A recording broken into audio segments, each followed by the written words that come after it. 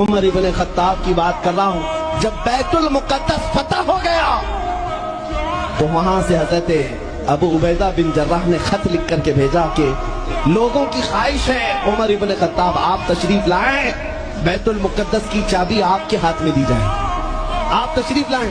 تو عمر ابن خطاب رضی اللہ تعالیٰ عنہ مدینے سے چل پڑے اپنا ایک غلام لے کر کے، لیکن غلام اور خود ہونے کے بعد ایک ہی گھوڑا تھا۔ طے یہ کر لیا غلام کے ساتھ کہ 1 میل میں بیٹھوں گا تو چلے گا، دوسرے میل تو بیٹھے گا میں چلوں گا۔ یہ شان عمر ابن خطاب رضی اللہ تعالیٰ عنہ، میں کیوں کہہ رہا ہوں ابھی بتاتا ہوں۔ اور اس طرح سے سفر کرتا رہا، 1 میل خود بیٹھتے 1 میل غلام بیٹھتا تھا، کیونکہ ان کے عدل کے سامنے کسی کی نہیں چلتی۔